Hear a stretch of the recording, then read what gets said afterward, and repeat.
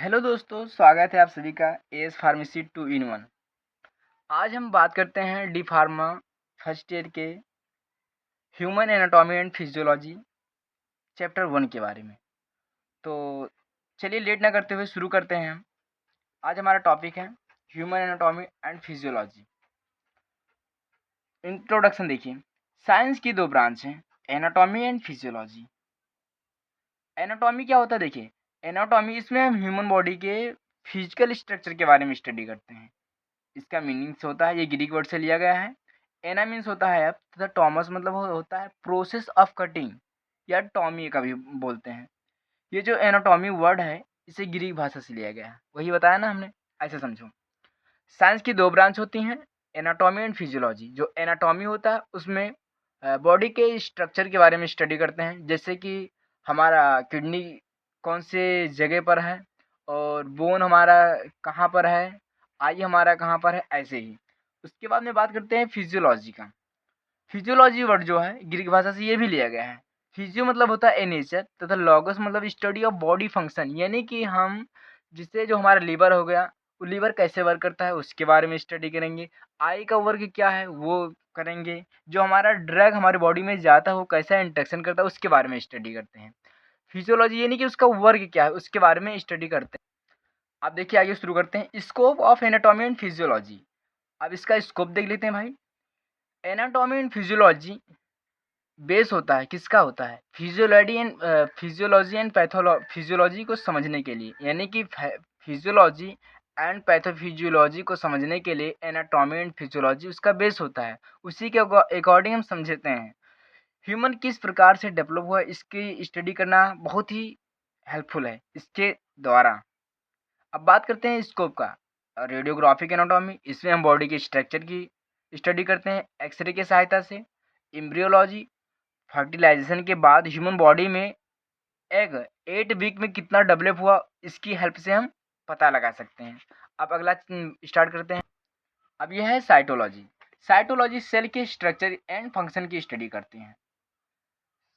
उसके बाद में आता है हिस्टोलॉजी। हिस्टो मतलब हिस्ट्री वैसे हो गया, तो इसमें टिश्यू के स्ट्रक्चर एंड फंक्शन की स्टडी करते हैं। पैथोलॉजी हो गया, इसमें हम डिजीज के कॉजेज के बारे में स्टडी करते हैं, तो उसकी नेचर की स्टडी करते हैं। फिर न्यूरोफिजियोलॉजी, इसमें हम ब्रेन की फंक्शन, स्पाइनल कॉर्ड के फंक्शन एंड नर्व सेल्स के फंक्शन की स्टडी करते हैं, इसलिए इसके होते हैं न्यूरोफिजियोलॉजी। अब बात करते हैं ऑप्थेल्मोलॉजी। इसमें हम आई के स्ट्रक्चर और उसके फंक्शन की स्टडी करते हैं। ओटोलॉजी, ओटोलॉजी जो होता है ईयर के फंक्शन एंड स्ट्रक्चर की स्टडी करते हैं। मायोलॉजी, मायोलॉजी जो होता है मसल्स के फंक्शन एंड स्ट्रक्चर की स्टडी करते हैं, यही होता है मायोलॉजी। अब अगला डिफिनीशन है, देखिए इसमें क्या है। Definition of various terminologies used in anatomy, यानी कि हमारी बॉडी के जो एनाटॉमिकल टर्मिनोलॉजी होती हैं उनकी स्टडी हम 3 टाइप से करते हैं। पहला है डायरेक्शनल टर्म, फिर प्लेन्स ऑफ द बॉडी, फिर बॉडी कैविटीज। उसके बारे में हम आगे बताते हैं अभी। अब बात करते हैं डायरेक्शनल टर्म। इसका यूज एक शारीरिक संरचना की दूसरे सापेक्ष स्थिति बताने के लिए किया जाता है, जैसे कि पहले इधर देख लो। सुपीरियर, सुपीरियर यानी कि अपर, किसी भी चीज के ऊपर का पार्ट को हम सुपीरियर कहते हैं। एग्जाम्पल जैसे एड्रेनल ग्लैंड किडनी से ऊपर प्रेजेंट है। उसके बाद में देखिए नोटिस में लिखा है adrenal gland is the superior of the kidney, यानी कि जो एड्रेनल ग्लैंड है होता है वो किडनी के ऊपर ऊपर स्थित है। अब बात करते हैं इन्फेरियर। इन्फेरियर मतलब लोअर, किसी भी चीज़ के नीचे के पार्ट को हम इन्फेरियर कहते हैं। एग्जाम्पल जैसे kidney are inferior of the adrenal gland, यानी कि जो किडनी होता है वो एड्रेनल ग्लैंड के नीचे होता है। अब बात करते हैं एंटेरियर, एंटेरियर और पोस्टेरियर। एंटीरियर आगे वाले पार्ट को एंटीरियर कहते हैं, जैसे चेस्ट और एब्डोमेन। फिर पोस्टेरियर किसी भी चीज के पीछे वाले पार्ट को हम पोस्टेरियर कहते हैं। एग्जांपल जैसे वर्टेब्रल कॉलम और बटलॉक, लिखा लिखा है पता नहीं। अब उसके बाद में हम बात करते हैं प्लेन्स ऑफ द बॉडी। पहला होता है सेजिटल प्लेन। यह प्लेन बॉडी को 2 पार्ट में डिवाइड करता है। ये बॉडी का लेफ्ट साइड और राइट साइड में डिवाइड करता है, जिससे ये है लेफ्ट, ये है राइट। उसी प्रकार उसके बाद में बात करते हैं कॉर्नल प्लेन, है ना।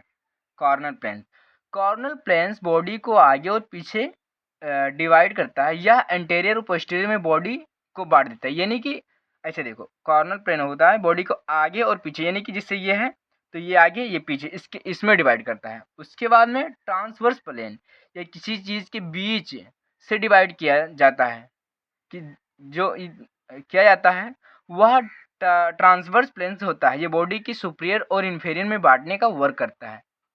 तो दोस्तों यहीं से आपका ये चैप्टर कंप्लीट होता है। कैसा लगा मेरा वीडियो, लाइक करें और कमेंट करें और शेयर करें, और नेक्स्ट चैप्टर के लिए सब्सक्राइब करें भाई।